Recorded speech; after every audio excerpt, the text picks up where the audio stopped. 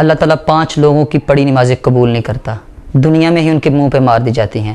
پہلا وہ شخص کہ جو اپنی بیوی کو رلاتا ہے، باتوں باتوں میں اپنی بیوی سے جھگڑا کرتا ہے۔ ایک شخص تھا کہ غربت کے ہاتھوں تنگ آ کر اس نے اپنی بیوی کو مارنا شروع کر دیا، روزانہ اس کو مارتا، گھر میں لڑائی کرتا، جھگڑا کرتا، طرح طرح کی تکلیفیں دیتا، طرح طرح کی پریشانیاں دیتا، طرح طرح کی اذیتیں دیتا، صرف اس وجہ سے کہ جب سے تو میرے گھر میں آئی ہے امیری کا جنازہ نکل گیا ہے، غربت عروج پر آ گئی ہے۔ ایک دن اس شخص کی بیوی رو رہی تھی کہ یہاں سے ایک اللہ والے کا گزر ہوا، اس نے دیکھا کہ اس شخص کی بیوی رو رہی ہے۔ اس فقیر نے، اللہ والے نے کہا، اے نوجوان، تو اپنی بیوی کو کیوں مارتا ہے، اسے کیوں ذلیل کرتا ہے، اسے کیوں رسوا کرتا ہے؟ اس نے کہا، حضرت جب سے یہ میرے گھر میں آئی ہے میں غریب ہو گیا ہوں، اتنا غریب ہوا ہوں، صبح کھاتا ہوں شام کے لیے نہیں ہوتا، شام کو کھاتا ہوں صبح کے لیے نہیں ہوتا، جب سے اس کم بخت کو اپنے گھر میں لے کر آیا ہوں پریشانیوں نے مجھے آ گرا ہے، دکھوں نے آ گرا ہے، طرح طرح کی مصیبتوں کی لپٹ میں آ گیا ہوں جب سے اس کم بخت کو اپنے گھر میں لے کر آیا ہوں۔ اس فقیر نے کہا کہ اے نوجوان، میں تجھے حضرت علی المرتضیٰ شیر خدا رضی اللہ تعالیٰ عنہ کا ایک واقعہ سناتا ہوں۔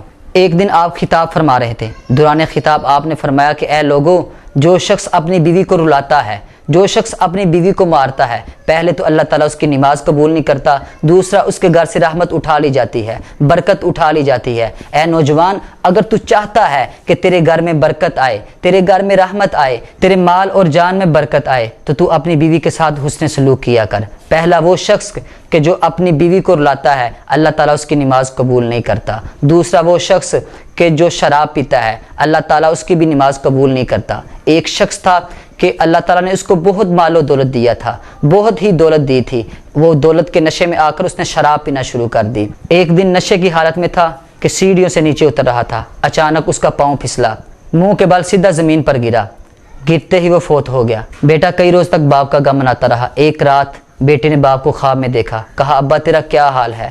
باپ نے کہا بیٹے مت پوچھ، سیڑھیوں سے نیچے اتر رہا تھا، بجائے زمین پر گرنے کے سیدھا جہنم میں گر گیا ہوں۔ جو شخص شراب پیتا ہے وہ دنیا میں بھی ذلیل ہوتا ہے اور آخرت میں بھی ذلیل ہوتا ہے۔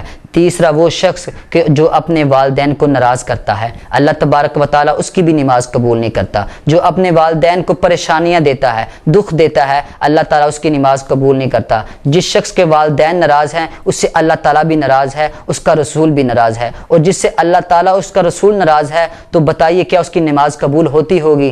چوتھا وہ شخص کہ جو سود خور ہے، اللہ تعالیٰ اس کی بھی پڑھی نماز قبول نہیں کرتا۔ پانچواں وہ شخص کہ جو اچھے طریقے سے وضو نہیں کرتا، اللہ تعالیٰ اس کی بھی نماز قبول نہیں کرتا۔ ایک دن حضور اکرم صلی اللہ علیہ وسلم صحابہ کرام کے ساتھ بیٹھے ہوئے ہیں، ہمیں کیسے پتہ چلے گا کہ ہماری پڑھی نماز قبول ہو گئی ہے؟ صحابہ کرام نے عرض کی، یا رسول اللہ صلی اللہ علیہ وسلم، ہمیں کیسے پتہ چلے گا کہ ہم نے نماز پڑھی ہے وہ قبول ہوئی ہے یا نہیں؟ یا رسول اللہ صلی اللہ علیہ وسلم، آج ہم نے فجر کی نماز پڑھی یا ظہر کی نماز پڑھی، وہ قبول ہوئی ہے یا نہیں؟